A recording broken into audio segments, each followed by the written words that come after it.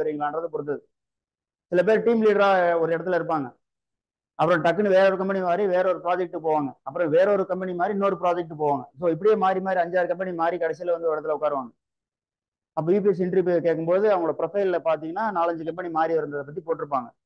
போடும்போது ஏன்பா இவ்வளோலாம் மாறி வந்த, நீ ஒழுங்கா ஒரு இடத்துல உட்கார மாட்டேன்னு கேட்க மாட்டாங்க. யூபிஎஸ் வந்து அந்த மாதிரி ஆட்கள் கிடையாது. They are journalist and they want the people to be recruited with a skilled person. So அப்போ அந்த ஸ்கில்ஃபுல்லாக தான் அவங்க பார்ப்பாங்க.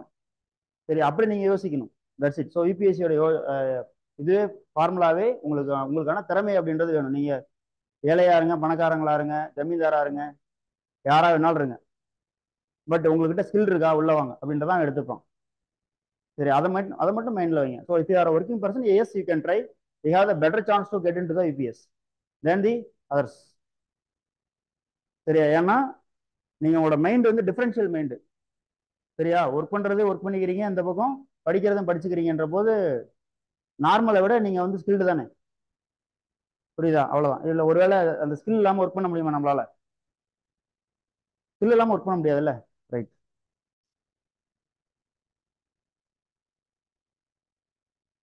$22 அதுவும் அதேதான்.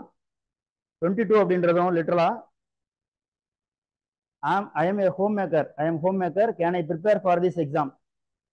என்னால் இந்த எக்ஸாமுக்கு ப்ரிப்பேர் பண்ண முடியுமா அப்படின்னு சொல்லி கேட்டிருக்காங்க. இதில் என்ன டவுட் இருக்கு? தாராளமாக பண்ணலாமே. ஓகே. ஸோ ஹோம் மேக்கர் அப்படின்னா உங்களுக்கான சில ரெஸ்பான்சிபிலிட்டிஸ் வந்து இருக்கும். You will find the time. Okay. So if you are at home, yes definitely. So ஹோமில் இருந்தால் தான் ஹோம் மேக்கர், இல்லாட்டி இப்போ ஒர்க்கிங் ப்ரொஃபஷனல்னு சொல்லி போட்டிருப்போம். ஓகே. ஸோ ஹோம் மேக்கர்னா உங்களுக்கு டைம் கிடைக்கும், அல்லது நீங்கள் கிடைக்க வச்சுக்கலாம். சி 24 hours அப்படின்றது எல்லாத்துக்கும் இருக்கிறது தான். But how you are managing the time and the priority you are giving for your task, that matters for your progression. சரியா? நீங்க அந்த 24 மணி நேரத்துல நீங்க என்ன பண்றீங்கன்றதான் உங்களை இந்த நிலைமைக்கு கொண்டாந்து வச்சிருக்கு. சாரணும். இப்ப நீங்க இங்க இருக்கிறதுக்கு காரணம் ஏதோ ஒரு வேலை எங்கேயோ ஒரு இன்புட்டை எப்படியோ போட்டு அப்படியே கொஞ்சம் கொஞ்சமா மாறி மாறி மாறி வந்து இங்க உட்காந்துருக்கீங்க. எடுத்த உடனே இங்க வந்து உட்காரல. ஸோ இப்போ போடுற எஃபோர்ட்ன்றது உங்களுக்கு அடுத்த ஃபியூச்சர்ல, அடுத்த நியர் ஃபியூச்சர் உங்களுக்கு வந்து ஒரு எஃபோர்ட் வந்து கொடுக்கும், ஒரு எஃபெக்ட் வந்து கொடுக்கும். அவ்வளவுதான் அது. புரியுதா? ஓகே. ஸோ அதனால சிம்பிளா நீங்க பார்க்க வேண்டியது என்னது? ஹோம் மேக்கரா இருக்கீங்க அப்படின்னா just find the time. Okay. ஒரு 2 hours 3 hours கிடைக்குது அப்படின்னாலுமே நீங்க அதை ஒர்க் பண்ணுங்க. ஐ மீன் இன்டலெக்சுவலா பேசிக்ஸ்ல வந்து ஒர்க் பண்ணுங்க. ஒரு 2 years போட்டுங்க பிளானு. ஒரு 2 years கழிச்சு நான் இது எக்ஸாம் அட்டன் பண்ண போறேன் அப்படின்ற மாதிரி பிளான் வச்சுக்கிட்டு கன்சிஸ்டண்டா படிங்க.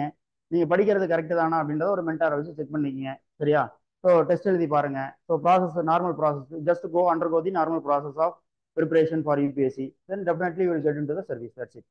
So being a homemaker is not the hindering factor for becoming an IAS officer for any woman.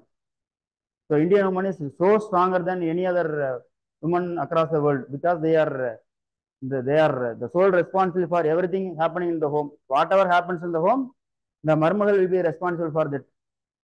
Yes or no? So you have a more responsible than a collector already. சரியா? Literally அதான். அதனால you can prepare தாராளமா. How many test series should I attend before the exam?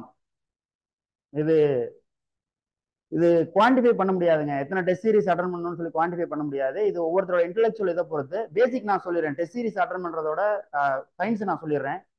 அதுக்கப்புறம் நீங்க அதை decide பண்ணீங்க. அவ்வளவுதான். ஓகேவா? ரைட். இப்போ நம்ம ஒரு ரூட்ல போயிட்டு இருக்கோம். அதாவது எப்படின்னா, நம்ம ஒரு நாலேஜை கெயின் பண்றோம். அந்த நாலேஜ்ன்றது, அந்த நாலேஜை வச்சு நம்ம எதுக்கு போக போறோம் அப்படின்றது ஒரு விஷயம் இருக்கு. சப்போஸ் நீங்க வந்து ஒரு சிஸ்டம் கம்ப்யூட்டர்ல கீபோர்டு நிறைய தெரியும் உங்களுக்கு. ஐ மீன் கீபோர்ட்னா மியூசிக் கிடையாது, நான் சொல்ற டைப்பிங் இந்த மாதிரி தெரியுது அப்படின்னா, அது சம்பந்தமா நீங்க ஒரு வேலைக்கு போறீங்கன்னா உங்களுக்கு கண்டிப்பா ஒரு டைப்பிங் இடத்துல வேலைக்கு போறீங்கன்னா அப்ப டைப்பிங் அப்படின்றது உங்களுக்கு தெரியணும். சரியா? ஒரு சினிமாவில் டேரக்டரா போகணும்னா அதுக்கு தகுந்த மாதிரி வேலை தெரியணும். அவ்வளவுதான். சரியா? ஒரு எடிட்டரா போறீங்க, சினிமாவில் எடிட்டர் போகணும்னு நினைக்கிறீங்க அப்படின்னா சிஸ்டத்துல ஒர்க் பண்றது, என்னென்ன சாஃப்ட்வேர்ஸ்லாம் அவைலபிளா இருக்கு, லேட்டஸ்ட் அப்டேட்ஸ், இதெல்லாம் உங்களுக்கு ஒர்க் பண்ண தெரியணும். ஆப்வியஸா அப்படிதானுங்க. ஒரு விஷயத்த நீங்க பண்ணணும்னா அதுக்கான ஸ்கில்ன்றது வந்து வேணும். Okay, right. சரி, அப்போ யூபிஎஸ்சிக்கு என்ன வேணும்? 3வது கொஸ்டின் இருக்குமே, எங்க இருந்து பின்னாடி வருது, அதை நான் சொல்றேன். Okay, right. So test series